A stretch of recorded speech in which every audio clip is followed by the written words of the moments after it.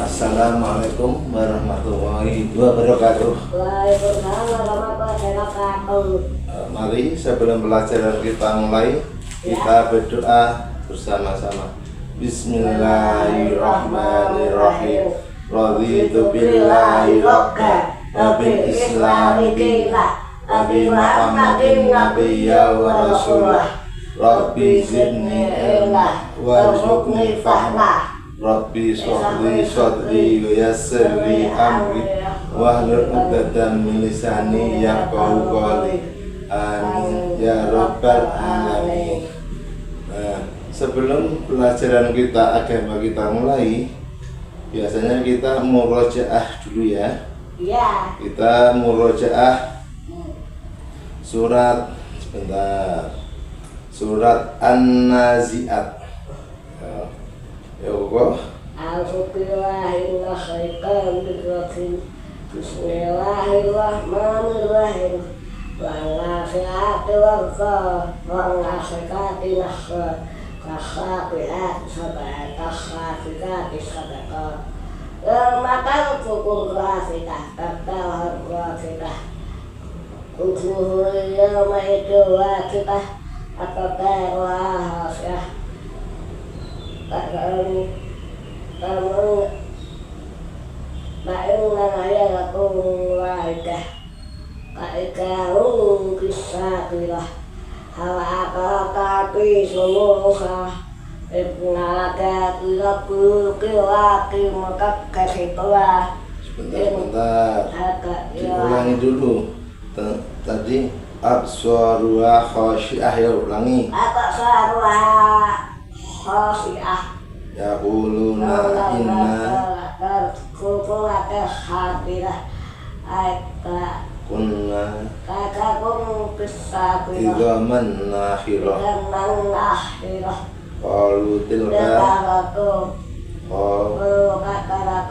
khasirah innama hiya khasratun wahidah ka'akahum kisatilah akakati kemusa innaka hilaku kiwaki mukakkasitulah innaka hilaki al-ma'innahu kaka Wakul halaka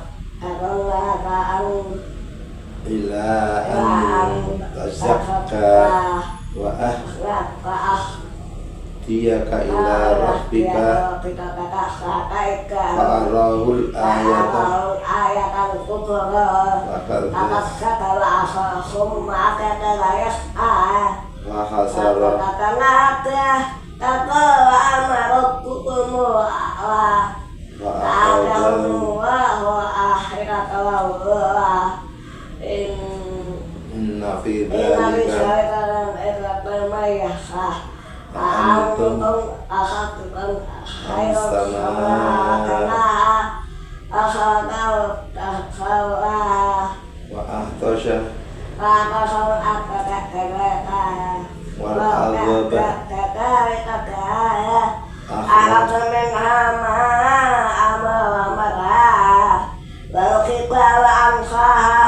maka alakum wa ya'lakum taikaka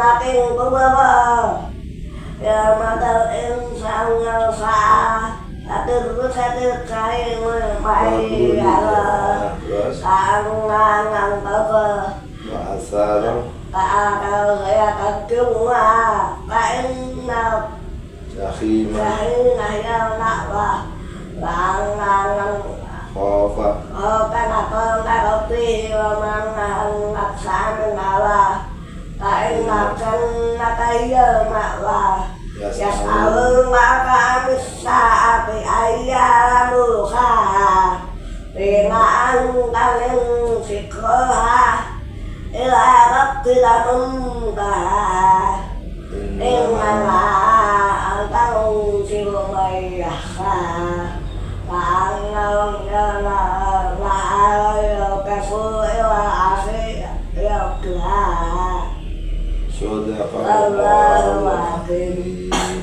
Itu surat An-Nazi'at. Nah, kita harus sering membaca Al-Quran sebagai tanda bukti cinta kita kepada siapa? Allah Dan Rasulnya. Rasulnya. Nah itu, dan kita juga dengan membaca Al-Quran kita bisa menambah ilmu kita dengan membaca, dengan apa, dengan artinya kita baca, kita pahami, kita maknai, ya gitu ya. Allah luar biasa. Kemudian sekarang kita akan mempelajari tentang pengertian hari akhir atau hari kiamat. Hari kiamat itu termasuk rukun iman keberapa? Kiamat itu termasuk rukun iman kelima, Pak. Kelima, ya betul, rukun iman yang kelima. Nah, tentang hari kiamat ini adalah pengertian hari kiamat apa? Tahu kok hari kiamat itu apa kok? Hari kiamat itu berakhirnya segala kehidupan. Nah, betul, hari kiamat itu berakhirnya semua kehidupan, atau yang dikatakan adalah di sini di dalam Al-Quran dan hadis beriman kepada akhir sering dikatakan beriman kepada hari akhir. Tidak mungkin beriman kepada hari. Kalau kita percaya tentang hari akhir, kita juga harus percaya kepada Allah. Kemudian di sini ada surat yang surat Al-Jasiyah yang ayat 24 yang berbunyi wa qalu ma ya illa hayatun dunya namutu wa nahya wa ma yuhlikuna illa dahr wa ma yuhlikuna illa dahr wa ma lahum bidzalika min ilmin innahum illa yadhunnun. Artinya, dan mereka berkata, kehidupan ini tidak lain hanyalah kehidupan di dunia saja. Kita mati dan kita hidup, dan tidak ada yang akan membinasakan kita selain masa. Dan mereka sekali-kali tidak mempunyai pengetahuan tentang itu. Mereka tidak lain hanyalah menduga-duga. Ini di sini tentang bahwa manusia itu kadang-kadang hanya bisa menduga-duga tentang hari akhir. Ada yang percaya dan ada yang tidak. Maksudnya menduga itu apa? Menduga-duga tentang hari akhir. Oh, mungkin besok tanggal sekian akan ada tanya di kiamat. Nah, itu hanya bisa menduga-duga. Tapi yang tahu betul adalah Allah. Oh, tentang hari kiamat itu hanya Allah yang tahu.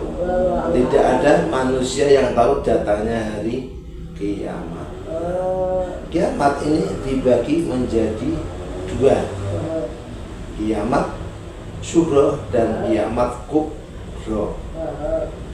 Kiamat sughra itu kiamat kecil, yang sering kita lihat orang manusia meninggal. Nah, setiap hari ada pengumuman inna lillahi wa inna ilaihi rajiun, telah meninggal dunia dengan tenang. Nah, itu contoh kiamat sughra yang pasti akan datang pada setiap makhluk. Makhluk nanti akan meninggal atau dinamakan kiamat sughra. Itu contoh kiamat sughra. Kalau kiamat kubra ini adalah kiamat kubra ini yang tegak kok.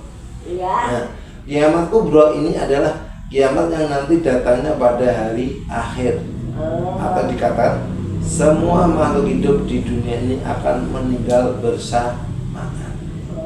Nah, di dalam kiamat kubra ini akan ada tanda-tandanya. Nah, sebelum kita mempelajari tentang tanda-tanda kiamat, kita mempelajari tentang fase alam manusia ini dibagi menjadi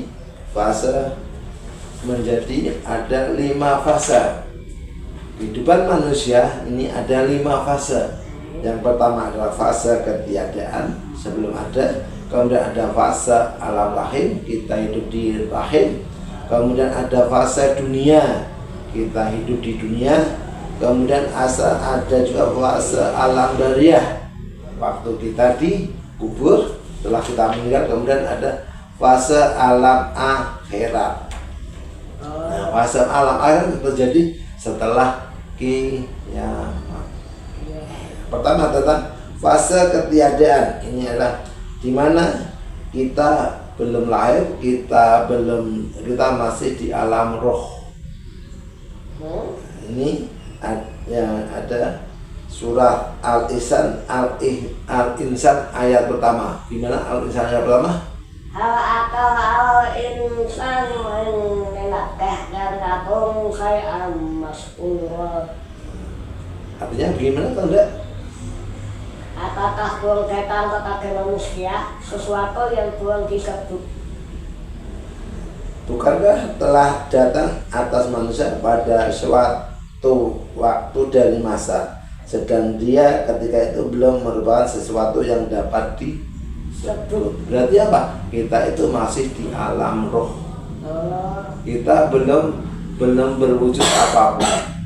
Kemudian setelah di alam roh, kemudian ada fase alam rahim. Fase alam rahim ini kita hidup di dalam kandungan ibu kita. Kita tidak bisa memilih. Kita tidak bisa memilih siapa ibu kita, siapa bapak kita.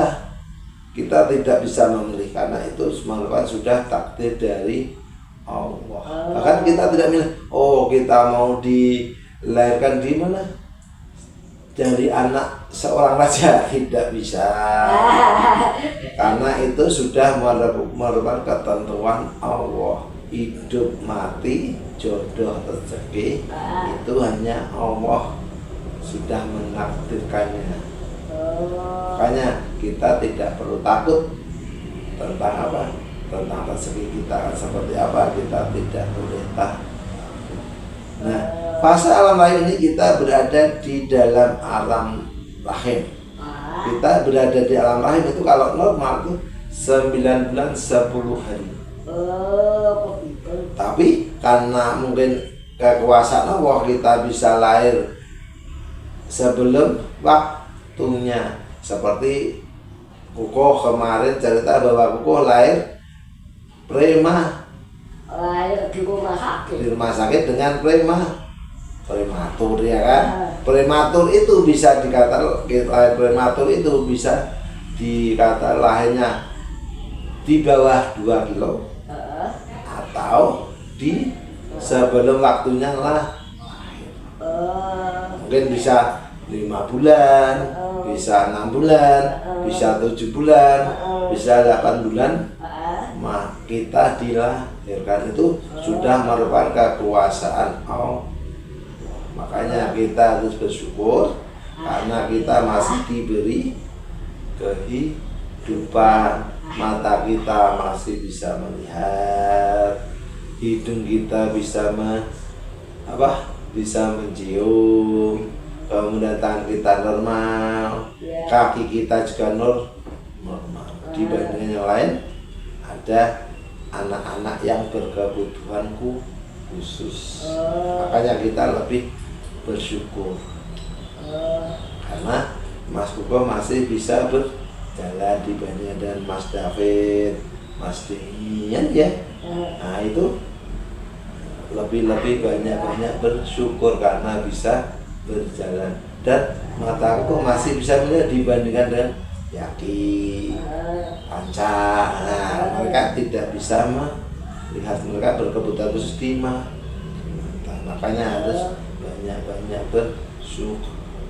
Alhamdulillah, saya bersyukur sekali. Kemudian setelah fase alam lain ada fase dunia. Fase dunia ini kita hidup di dunia semenjak kita lahir sampai nanti kita mati. Itulah fase di dunia. Bahkan kalau kita hidup di dunia ini ada yang mengatakan kita itu hanya sebentar. Kita hidup hanya sebentar, hanya mampir karena dibandingkan kehidupan di akhirat itu, kehidupan di akhirat itu satuannya adalah 1000 tahun hidup di dunia. Makanya hanya sebentar. Kemudian setelah fase dunia ada fase alam barzah. Fase alam barzah ini adalah fase di mana kita di alam kubur. Kita setelah mati kita akan berada di alam kubur. Nanti banyak orang-orang akan menyesal di alam kubur, dan kenapa kok dulu di dunia tidak beramal yang banyak. Makanya selagi kita masih hidup, selagi kita masih ada di dunia, lebih baik kita banyak-banyak beramal soleh dan amal baik, terutama menunaikan sunnah-sunnah Rasul. Bukti kita cinta kepada Allah dan cinta kita kepada Rasul yaitu dengan menjalankan perintah-perintahnya, meninggalkan larang-larangannya. Seperti itu kok. Dan di alam barzah ini sudah terjadi siksa. Kita nanti akan seperti bangun tidur kok. Iya, karena kita akan ditanya oleh malaikat munkar dan nakir. Kita akan kita ditanya. Bagaimana pertanyaannya kok? Man rabbuka, siapa Tuhanmu? Terus? Man nabiyuka, siapa nabimu? Terus? Man dinuka, apa agamamu? Terus? Itu ketiga pertanyaan, Pak. Iya, ketiga pertanyaan. Makanya kita berdoa sama Allah agar kita diberi kehidupan yang istiqomah di dunia, kalau meninggal husnul khotimah, dan agar kita juga dilindungi dari azab kubur. Allahumma inni a'udzubika minal kufri wal faqr wa a'udzubika min azab qabr la ilaha illa anta. Ya Allah, lindungilah aku dari kefakiran, kekufuran dan kefakiran, dan lindungilah aku dari azab kubur. Itu termasuk amalan pagi dan amalan petang. Kemudian setelah alam barzah, nanti di alam barzah ini kita juga bagaimana. Makanya kadang ada yang Sayyidina Ali, sahabat Nabi Ali bin Abi Thalib ini sering menangis kalau berada di alam barzah. Kenapa? Karena dia tidak tahu besok nasibnya seperti apa di alam kubur. Karena di alam kubur ini pada bukti kita apakah kita akan sukses di akhirat atau tidak, kita akan bahagia di akhirat atau tidak. Kalau kita tidak disiksa di alam kubur berarti kita sukses nanti di akhirat. Tetapi kalau kita disiksa berarti kita tidak sukses di akhirat nanti. Berarti makanya kita harus banyak-banyak beramal, karena setiap amal ibadah kita itu adalah tanggung jawab kita sendiri, bukan tanggung jawab orang lain.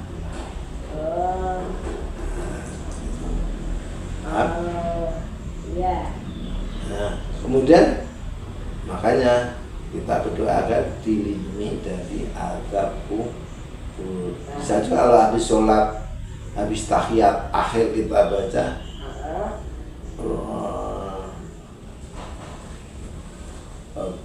gitu, kita baca Allahumma inni